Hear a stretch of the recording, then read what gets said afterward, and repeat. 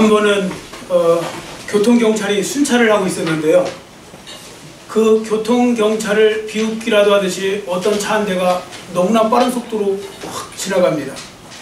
그래서 열이 받은 교통경찰이 쫓아갔어요. 그리고 잡았습니다.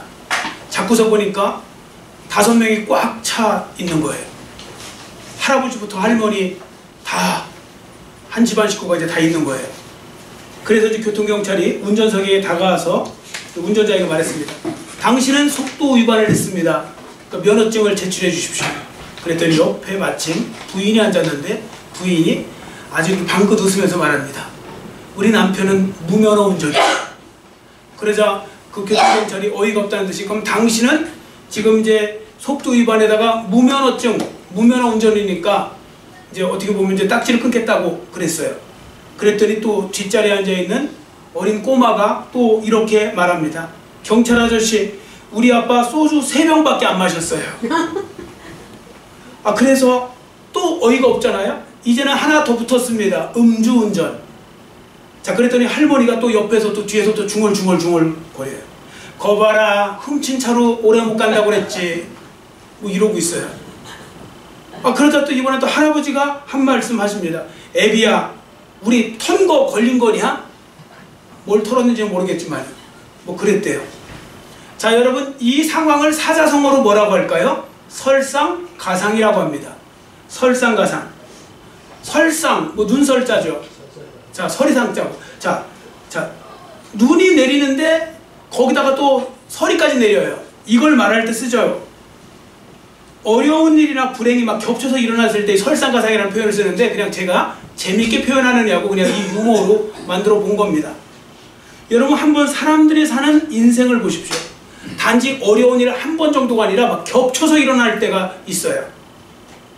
이게 설상가상에 놓인다고 하거든요. 그러니까 눈이 내려와서 미끄러워 죽겠는데 거기다 또 서리까지 보태네요. 자, 이거 실감 안 가는 분은 야구 좋아하는 분들 있잖아요. 투수가 마음 먹고 정말 잘 던지려고 던졌는데 홈런을 맞은 거예요. 솔로 홈런을. 그래서 이제는 절치부심하는 마음을 가지고 열심히 해서 최선을 다해서 공을 던졌더니 이번에는 말로 홈런이에요. 이제 그럴 때 나타나는 거, 설상가상. 자, 그러면 성도들은 이런 때 뭘 경험할까요? 설상가상이 오잖아요. 그럼 사람들은 정신이 하나도 없게 되고요. 두려운 마음도 들고요. 답답한 마음도 들고 막 그래요. 자, 그러면 성도들은 이러한 상황에 놓일 때 어떻게 대처해야 될까요? 대처하는 방법이 중요한 거 아닙니까? 자, 오늘 본문을 통해 그 답을 찾아보려고 합니다. 야곱이라는 사람이 바로 이 설상가상의 상황에서 그 문제를 극복하고 또 문제를 해결받고 승리한 사람이고요. 잘 극복하고 더 나아가서 전화위복, 더 큰 복을 받은 사람이 되었기 때문에 우리가 좀 배우는 것이 중요합니다. 자, 먼저 이제 본문을 보는데요. 말씀드리고 싶은 건 뭐냐면 어느 날 갑자기 설상가상의 상황이 야곱에게 찾아왔다는 겁니다. 여러분, 설상가상의 상황은요, 예고하고 찾아오는 경우는 거의 없어요. 갑자기 생겨나는 거예요. 여러분들, 어려운 일, 고난, 역경 갑자기 오지 뭐 예고하고 오는 경우 얼마나 있습니까? 갑자기 들이닥치는데요. 왜 제가 설상가상이라고 했냐면 야곱은 죽을 일이 몇 번이나 있었어요. 그것도 고해에.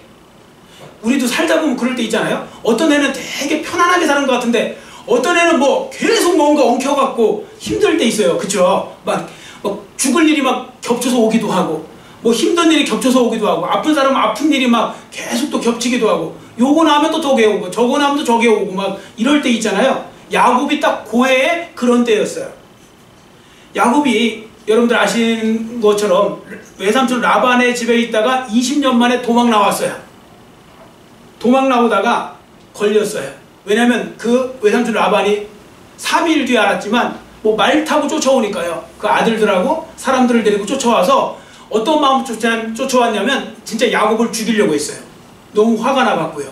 자기 사위지만 죽이려고 했다고요. 자, 그런데 하나님이 막아주셨죠. 자, 앞에 장이니까요. 찾아서 읽겠습니다. 창세기 31장 29절. 앞에 장 29절.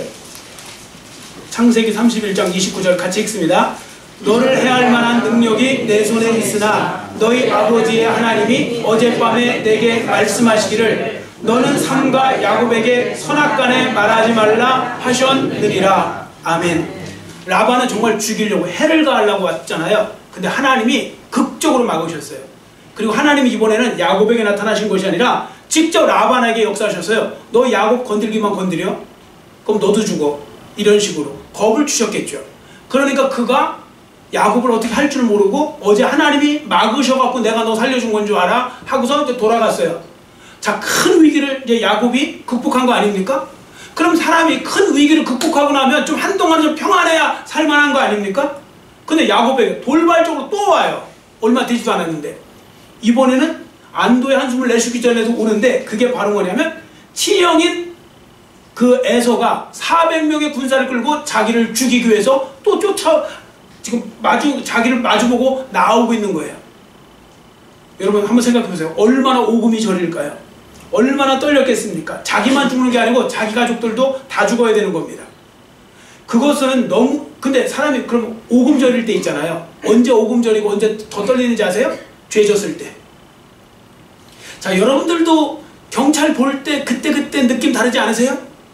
여러분들이 선한 일을 많이 하시고 뭔가 잘 하셨을 때는 경찰을 보면 아무렇지도 않은데 갑자기 여러분들 뭐 나쁜 짓을 했어요. 근데 경찰 보면 막 떨리지 않으세요? 아, 그거 실감 안 나는 분은 운전하실 때 신호위반 했는데 신호위반을 확 지나갔는데 뒤에서 경찰차가 삐용삐용 하고 오면 엄청 날걸요? 사람은 그래요. 야곱도 자기가 지은 죄가 생각난 거죠. 알잖아요. 뭡니까? 장자권하고 축복권을 다 빼앗아 버렸어요. 형이 갖고 있는 두 가지를 다 빼앗았다고요. 장자권은 팥죽 한 그릇에 빼앗았어요. 그러니까 빼앗은 사람도 나쁜 사람. 그 놀라운 장자권을 갖다가 팥죽 한 그릇에 팔아먹은 에서는 더 어리석은 사람. 자, 그런데 그것도 이제 한번 경험하고 나니까 이제 에서가 좀 조심했겠죠? 자, 그러니까 이제는 야곱이 축복권도 빼앗고 싶은데 어떻게 빼앗을까? 그래서 이번에는 아주 그냥 집단적으로 해요. 자기 어머니 리브가랑 공모를 해갖고요. 집단으로 속여요. 그 눈이 나쁜 이삭을. 그때 당시에 이삭이 나이가 많아서 눈이 안 보였거든요, 잘.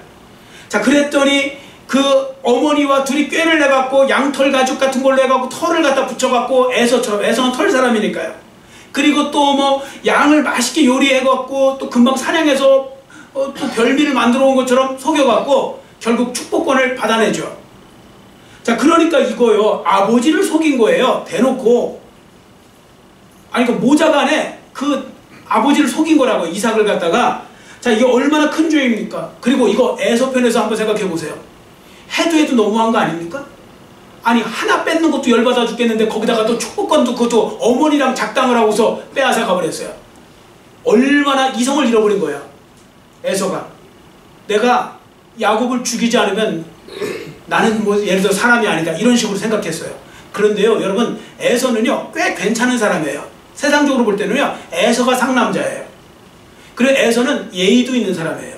어떻게 하느냐면 지금 죽였다가는 아버지가 항상 슬퍼하실 테니, 아버지 돌아가실 날이 멀지 않았을 수 있으니 아버지가 돌아가신 다음에 기다리고 있다가 너는 내가 죽여, 이렇게 한 거예요. 그걸 리브가가 알았거든요. 그래서 리브가가 어떻게 했느냐면, 야, 지금 너 여기 있다가는 같이 죽겠다. 그래서 너 지금 외삼촌네 좀 가 있어. 그래서 외삼촌네는, 여러분 이스라엘의 지도를 보면요, 지금 아브라함도 살던 데 그쪽 브엘세바니까요. 지금 이삭하고 그 리브가가 살던 데가 바로 남쪽이에요. 브엘세바예요. 거기서 직진해 쭉 올라가면 이스라엘 다 통과한 다음에 저쪽 이제 위에 쪽까지 가야 하란, 메소포타미아, 그 하란 지역, 거기에 살고 있었는데 거기까지 피난을 시킨 거예요. 그리고 살다 보니 이게 마지막이었어요. 왜냐면 리브가가 그 사이에 죽어요. 왜냐면 20년이 지났거든요. 20년 동안 못 돌아와요. 그리고 20년이 시간 지났는데, 그러면 사람은 이런 생각하죠. 20년 지났으니까 아유, 형 에서가 나 용서했겠지, 요 정도 되면 뭐 시간이 약이라고 하는데, 그런데 종을 먼저 보내봤거든요. 하인을 한 명 시켜서 보내봤더니 하나도 안 변한 거예요. 여러분, 복수를 한 사람, 아니 뭐 이렇게 뭘 나쁜 짓을 한 사람은 자기는 시간 지나면 잊어버려 줄 것처럼 보여도요, 그걸 당한 사람은 잊기가 어려운 겁니다. 복수심은요 평생 가기도 해요. 자, 그래서 결국 달라진 것이 없는 걸 아니까 야곱의 마음이 그때부터 너무너무 이제 무섭기 시작합니다. 자, 야곱의 심리 상태를 우리 한번 읽어볼까요? 7절입니다. 7절 말씀 같이 읽습니다. 야곱이 심히 두렵고 답답하여 자기와 함께한 동행자와 양과 소와 낙타를 줏대로 나누고. 아멘. 자, 야곱이 어떤 마음의 상태라고요? 심히 두렵고 답답했다고 그랬어요. 여러분, 사람이 언제 답답해요? 해결책이 없을 때 답답한 거예요. 뭘 해결해야 되는데 해결할 방법이 없어요? 답답해요. 그리고 답답하니까 두려운 거예요. 해결책이 없으니까 두렵기도 하고 그런 거죠. 여러분 기억하시기 바랍니다. 야곱과 같이 하나님의 특별한 관심을 받는 사람도요, 어려움을 당할 수 있어요, 없어요? 있어요. 여러분, 야곱이 얼마나 특별한 사람이라는 걸 아셔야 돼요. 자꾸 어떤 분은 야곱을 자꾸 만만하게 생각하시는데 야곱 만만하게 여길 사람 아닙니다. 자, 왜 그런가 하면요, 하나님께서요 모세에게 하나님을 소개할 때가 있었어요. 하나님의 이름을 처음으로 소개할 때 뭐라고 하셨는지 먼저 읽어보겠습니다. 앞에 보시고 출애굽기 3장 15절 같이 읽습니다. 하나님이 또 모세에게 이르시되 너는 이스라엘 자손에게 이같이 이르기를 너희 조상의 하나님 여호와 곧 아브라함의 하나님, 이삭의 하나님, 야곱의 하나님께서 나를 너희에게 보내셨다 하라. 아멘. 자, 여기에 보시면 하나님의 영원한 이름, 그 거룩한 이름 앞에 수식어가 붙는데 아브라함과 이삭과 야곱의 하나님, 이 야곱이 들어가요. 여기에 그 중요한 사람이, 그 세 사람 중에 하나가 바로 야곱이거든요. 자, 이만큼 야곱은 하나님 앞에 특별한 사람이었죠. 그러나 그 특별한 사람에게도요, 죽음의 위기도 오고 여러 가지 어려움도 오고 환난도 오고 고난도 오고 겹쳐서 오기도 하고 설상가상의 위험이 오기도 하고 그렇다는 것입니다. 그러므로 지금도 어떤 면에서 설상가상에 있는 분들 있잖아요. 이것도 안 되고 저것도 안 되고 힘들 때 이 야곱을 오히려 묵상해 보시면 많은 위로가 되기도 하고 그래요. 아, 야곱도 그런 고난을 받았구나. 그러면 어떻게 이길 것인가? 이걸 배우는 게 중요하지 않습니까? 자, 야곱은 이 위기의 순간을 어떻게 극복했을까요? 이 부분에 대해서 본문을 통해 한 가지 답을 얻게 됩니다. 그건 바로 뭐냐면 야곱은 기도로 이겼습니다. 기도함으로. 기도로 그 답을 찾아낸 것입니다. 기도로 문제를 해결했고 기도로 자기 앞에 있는 장애물들을 돌파했던 겁니다. 여러분께서도 기도로 여러분 앞에 놓여있는 모든 문제들을 잘 돌파해 나가시고 극복해 나가시는 그런 삶이 되시기를 축원합니다. 아멘. 야곱이 승리했다면 여러분들도 승리하실 수 있는 겁니다. 자, 그런데 여기서 여러분이나 저가 또 간과하지 말아야 될 것이 있는데 기도의 방법도 중요하다는 겁니다. 왜냐하면 모든 기도가 똑같지 않아요. 지혜로운 기도가 있고요, 어리석은 기도가 있고요, 그 어떻게 보면 무식한 기도가 있고요, 현명한 기도가 있어요. 기왕이면 지혜로운 기도, 현명한 기도를 하셔야 돼요. 자, 그러면 지혜로운 기도를 하려면 어떻게 되느냐? 오늘 본문을 통해서 보셔야 되는데요. 여러분들 오늘 본문에 설교 제목, 오늘 주보에 보시면 야곱의 기도잖아요. 설교 제목이. 아마 요거만 보시고 이렇게 생각하시는 분 계실걸요? 아, 오늘 또 야복강 나루 이야기 하시려나 보다. 야복강에서 그 야곱이 천사의 바짓가랑이를 붙잡고 막 간절히 기도한 거 있잖아요. 그거만 생각하고 요거 하실라나? 그렇게 생각하신 분도 있을 것입니다. 보통 야복강 나루터에서 요 사건을 떠올리는데 그래도요, 요거 떠올려도 괜찮으신 분이에요. 그분은 이 야곱의 기도하면 아무것도 안 떠올리시는 분들도 많아요. 근데 아, 야복강 나루? 그 이야기? 그럼 그거만 해도 다행이신데, 근데 제가 오늘 그 말씀 드리려고 하는 게 아닙니다. 그 말씀 이따가 조금만 드릴 거고요, 앞에도 한 번 더 기도를 한 적이 있거든요. 그 기도를 통해서 야곱에게서 우리가 배워야 될 놀라운 기도의 비결을 이제 배울 수 있어야 되는데요. 요게요, 오늘 본문이에요. 본문에 나오는 거예요. 이게 성경적인 기도예요. 여러분들 하나님이 원하시는 성경적 기도가 있거든요. 그 기도를 여기를 통해서 배우셔야 돼요. 자, 그러면 어떤 기도인지 여러분의 삶에 적용해 보셔야 될 기도 제목, 또 기도의 방법을 우리가 보겠습니다. 첫 번째, 야곱의 기도는요, 약속, 즉 하나님의 약속의 말씀을 붙잡고 하는 기도였다는 거. 이거 정말 중요합니다. 아니, 제일 중요합니다. 제가 볼 때 요거보다 더 중요한 건 사실 없어요. 하나님의 약속의 말씀을 붙잡고 기도하는 거예요. 자, 이게 성경적인 원리예요. 성경이 말씀하는 기도의 방법 중에 가장 대표가 바로 이겁니다. 하나님의 말씀을 붙잡고 기도하는 겁니다. 자, 본문에 보세요. 야곱이 그렇게 했죠. 9절, 우리 9절 말씀 같이 읽겠습니다. 9절 같이 읽습니다. 야곱이 또 이르되 내 조부 아브라함의 하나님, 내 아버지 이삭의 하나님 여호와여, 주께서 전에 내게 명하시기를 내 고향 내 족속에게로 돌아가라. 내가 네게 은혜를 베풀리라 하셨나이다. 아멘. 여러분 지금 야곱이요 아무 생각 없이 그냥 지금 현재 내 상황만 놓고 기도한 게 아니고요. 제일 중요한 건 하나님의 약속의 말씀을 일단 딱 붙들어요. 그리고 그 약속의 말씀을 붙잡고 기도한 겁니다. 이런 거죠. 하나님께서 전에 제게 명하시기를 저 고향 그리고 제 족속에게로 돌아가라고 그렇게 하셨잖아요. 그 지금 돌아가고 있는데 이 위험을 만났습니다. 건져주세요. 이렇게 기도한 거예요. 이게 하나님의 약속의 말씀을 붙잡고 기도한 거잖아요. 자, 그러면 언제 하나님이 이 약속을 하셨는지 앞에 장을 보세요. 31장 3절. 31장 3절 우리 같이 큰 소리로 31장 3절 같이 읽겠습니다. 여호와께서 야곱에게 이르시되 내 조상의 땅 내 족속에게로 돌아가라. 내가 너와 함께 있으리라 하신지라. 아멘. 여러분 보세요. 야곱이 먼저 고향으로 돌아가려는 거 아니에요. 어떤 분은 야곱이 어느 날 아유 난 도대체 못 살겠다 도망이 나가자고서 그냥 막 도망 나온 줄 알았는데 그거 아니에요. 하나님이 먼저 가라고 하신 거예요. 너 이제 때 됐으니까 내 고향으로 돌아갈래? 내 고향으로 돌아가라 명하신 거예요. 그래서 야곱이 나오긴 나왔는데 도망치듯 나왔다는 뜻이에요. 그 외삼촌 그냥 하나님이 아무 말씀도 안 하셨는데 혼자 도망 나왔다는 뜻이 아니라요. 그 야곱은 어떻게 보면요 하나님의 때를 기다리고 있었던 거기도 해요. 20년이에요 그게. 자 그런데 자 여기에 보시면 그때 뭐라고 했습니까? 내 조상의 땅 내 족속에게로 돌아가라. 내가 너와 함께 있어 주리라. 이렇게 말씀하죠. 자 그러니까요 이 말씀 뭐냐면 내가 고향에 돌아갈 때까지 내가 너를 붙들어주고 지켜주고 돌보아 주겠다는 뜻입니다. 그런데 그 말씀을 들었는데 지금 내가 죽게 생겼어요. 그럼 이건 지금 누가 도와주셔야 돼요? 하나님이. 왜요? 하나님이 약속하셨으니까. 약속하신 말씀을 붙잡고 그래서 기도한 겁니다. 하나님 약속하셨잖아요. 요 약속의 말씀을 붙잡고 기도하는 게 되게 중요한데요. 요 약속은 그 전에도 하신 적이 있어요. 하나님이. 언제 하셨냐면 무려 20년 전에요. 자 그게 어딨냐면 창세기 28장 15절에 있어요. 자 앞에 보시고 창세기 28장 15절 같이 읽겠습니다.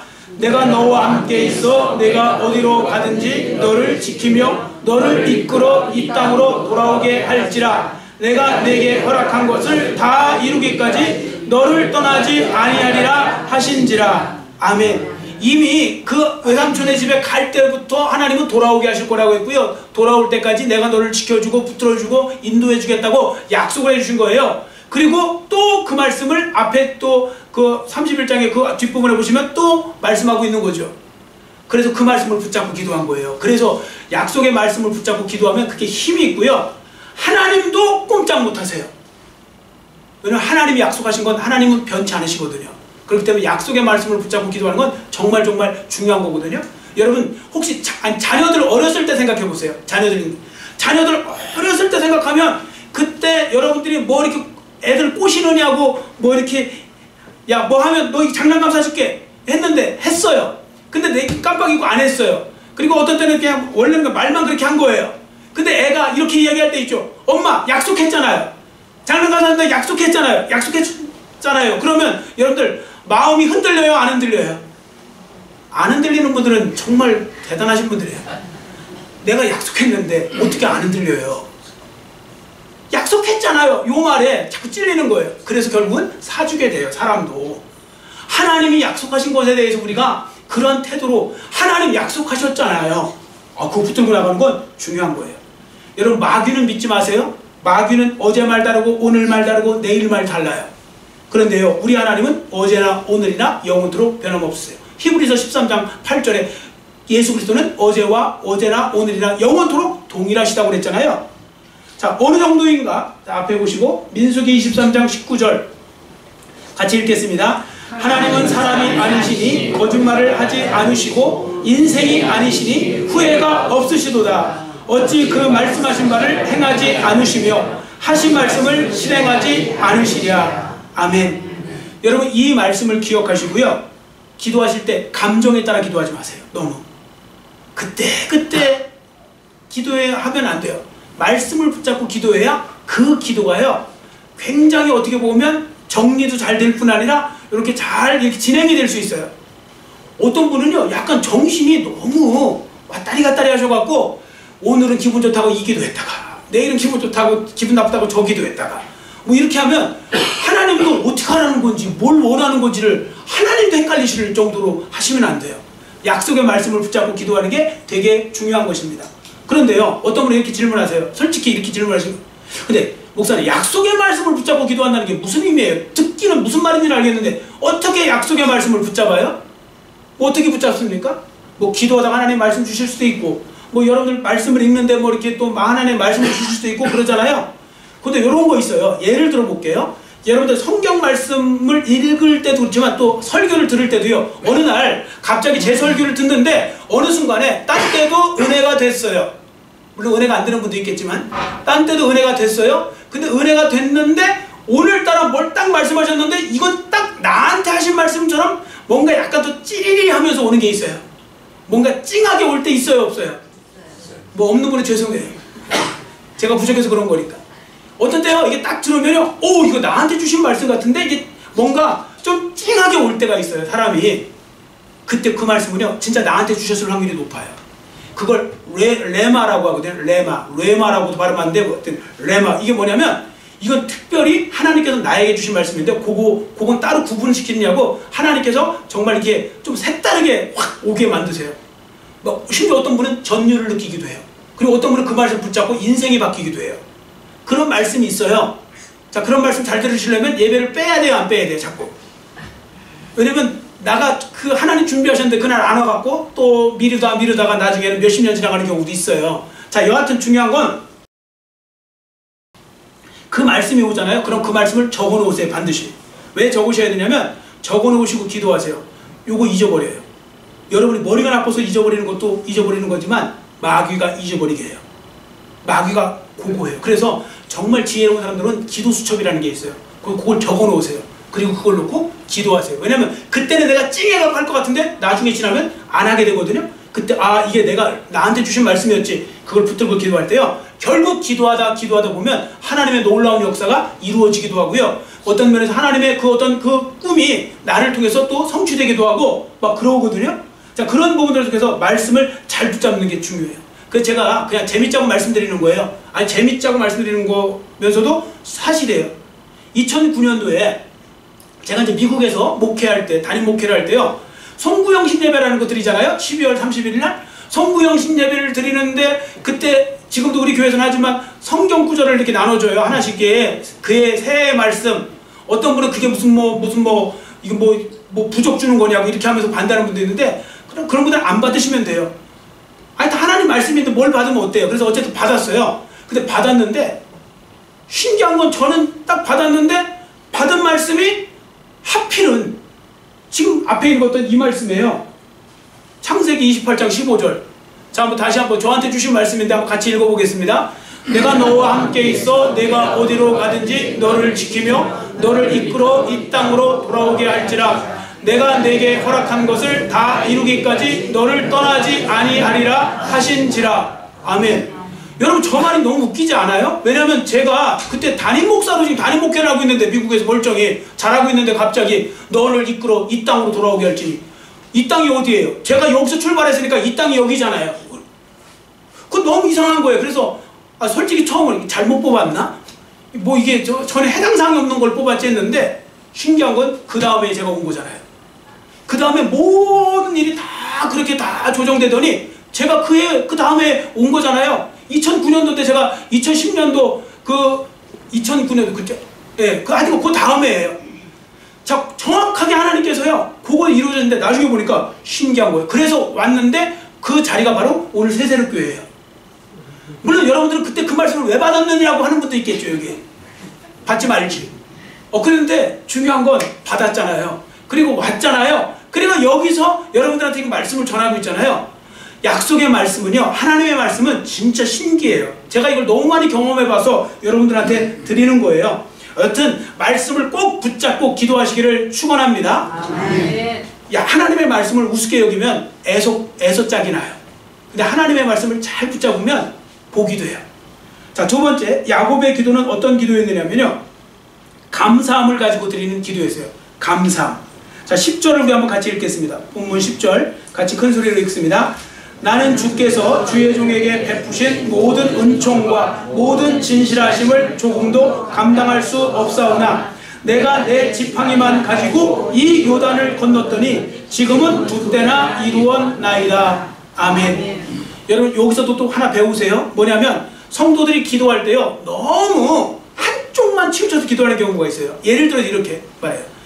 자, 기도합시다. 자, 땡 하는 순간 그렇게 기도합시다. 땡 이렇게 치면 그때부터 하나님 주시옵소서만 하는 분이 있어요. 그쵸? 하나님 이거 주시옵소서, 주시옵소서, 복을 주시옵소서, 주시옵소서. 요거만 해도 사실은 괜찮아요. 왜냐면 요것도 믿음 없어서 못하는 분도 많은데, 그런데요 정말 말씀드리면 요렇게만 기도하잖아요. 그 기도는 땡이에요. 뭐가 하나 빠졌어요. 그게 감사가 빠져서 그래요. 여러분 간절히 기도하는 거 좋은데 감사가 빠지시면 안 돼요. 하나님 말씀 붙잡고 기도하시는데 감사가 빠지시면 안 돼요.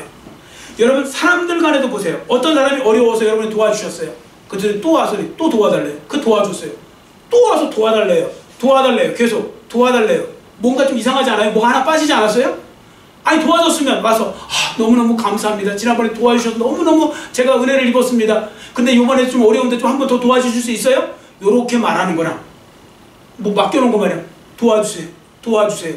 이런 식으로 얘기하는 거랑 전혀 다른 거예요. 그런데 그럼 사람 중에 이렇게 하는 사람이 있어요? 없어요? 없어요. 여러분들 누군가 도움받으면 다 감사하잖아요. 말이라도. 그런데 이상하게도 기도에 있어서만큼은 이게 안 되는 분들이 많으세요. 진짜 감사를 못하는 거예요. 진짜 감사.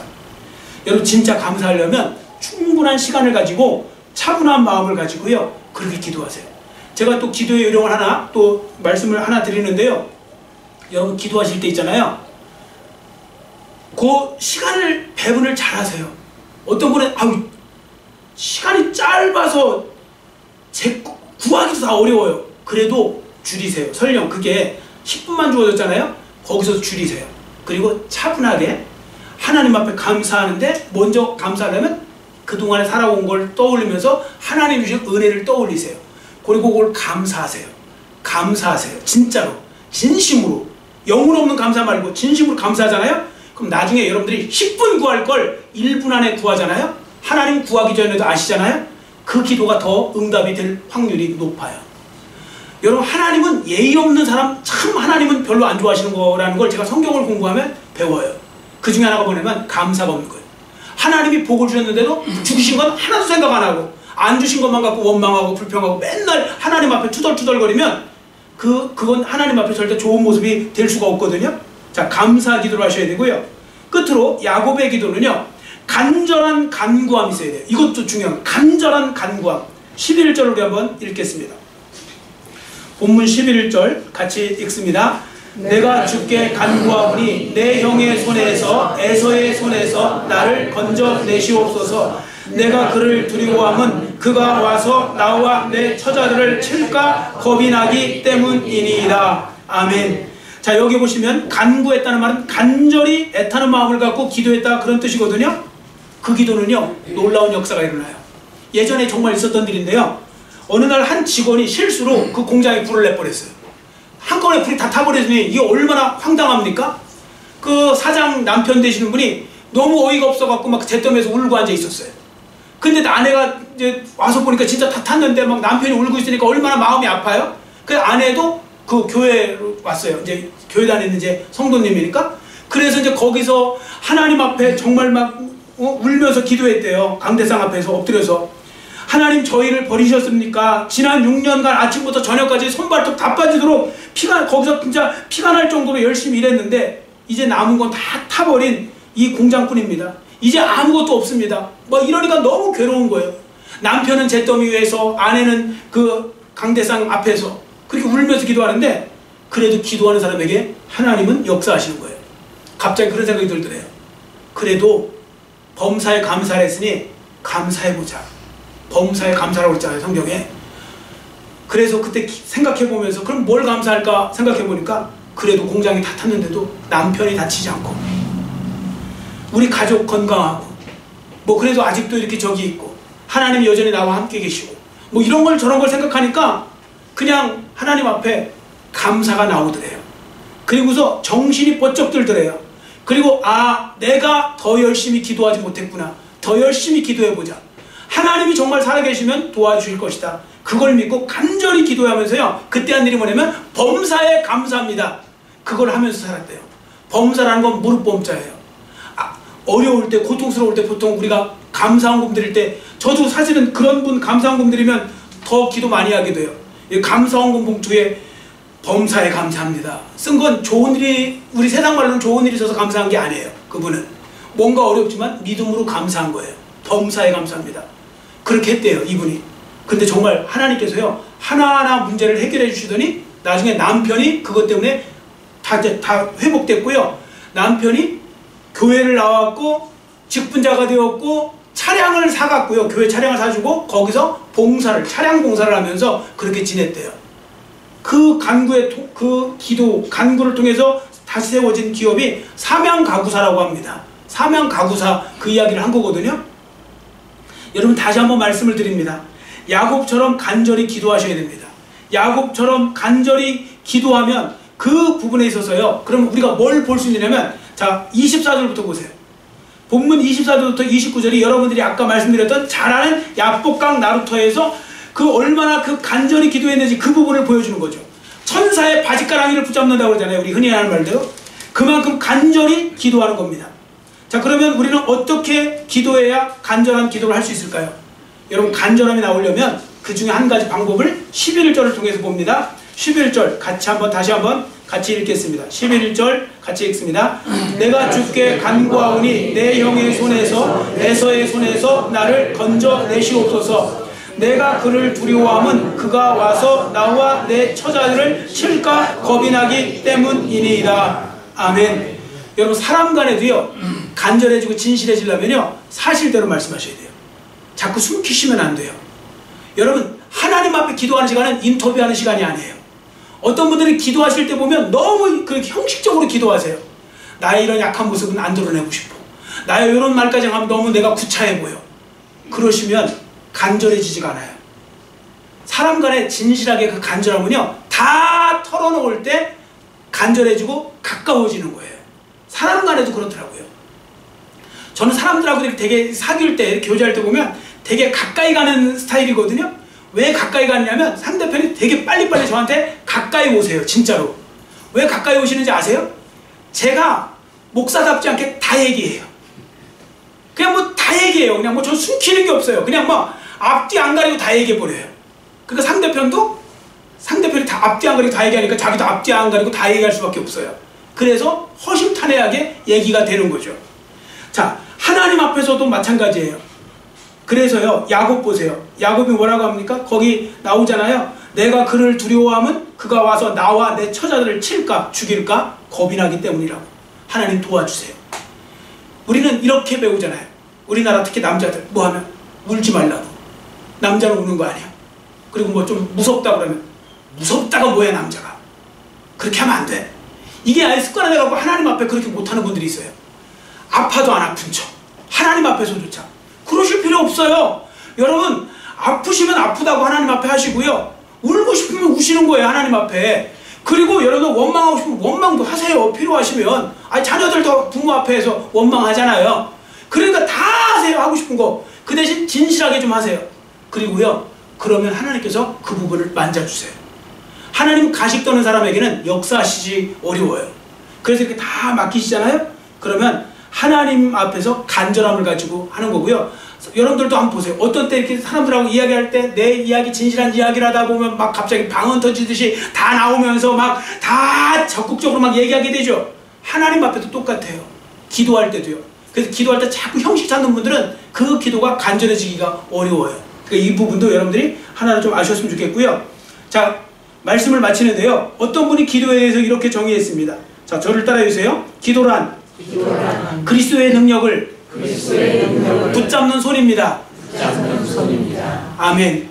아마 제가 볼 때 조지 뮬러가 했던 것 같아요. 기도란 그리스도의 능력을 붙잡는 손이다. 하나님의 능력을 붙잡는 손이다. 여러분, 하나님께서 왜 야곱의 환도뼈, 옛날 성경에는 환도뼈, 지금 성경에는 고관절, 허벅지 관절을 쳤거든요. 왜 여러분들 손을 안 치고 하나님께서는 항상 보면 이쪽, 다른 쪽을 치셨을까요? 특히 야곱 같은 경우 왜 허벅지를 쳤을까요? 그건 하나님이 다 섭리가 있는 거예요. 여러분 허벅지를 친 이유는 야곱을 더 절망 상태로 만들어 놓은 거예요. 뭔지 아시죠? 야곱이요, 야곱 같아갖고요, 간사해갖고 아마 진짜 급하면 저 혼자라도 도망갔을 거예요. 나중에 아예 못 도망가게 그냥 고관절을 분질러 놔버리니까 못 도망가죠. 어디를 도망갈 거예요? 그러니까 이제 죽기 살기예요. 이제 딱 한 길밖에 없어요. 하나님이 살리시면 살리는 거고, 하나님이 그냥 안 살리시면 그만인 거고, 이렇게 되는 거죠. 그러니까 간절하게 막 기도했죠. 근데 야곱의 그 손은 안 건드시죠. 하나님은요, 기도하는 손은 안 건드세요. 여러분, 기도의 두 손, 이건 그리스도의 능력을 붙잡는 거예요. 여러분, 이 기도의 두 손을 많이 올리시기를 축원합니다. 기도의 손, 문제가 있어요? 기도의 손을 올리셔야 돼요. 자꾸 다른 걸 하지 마시고 기도의 손을 올리세요. 기도의 손을 올리라고 때로는 고관절도 나갈 수 있는 거예요. 기도의 손을 올리시면 거기에 어떻게 하나님이 놀라운 기적이 일어날지, 얼마나 놀라운 역사가 일어날지 아무도 모르는 거예요. 그건 정말 하나님만 하시는 거니까 그 말씀을 믿으시고, 여러분들 기도, 예수님의 능력을 붙잡는 손이라는 것을 아시고 야곱처럼 기도로 승리하는 삶이 되시기를 간절히 빌고 원합니다. 기도하겠습니다. 사랑하는 하나님 아버지, 감사합니다. 오늘은 야곱의 기도라는 제목을 가지고 하나님의 음성을 들었습니다.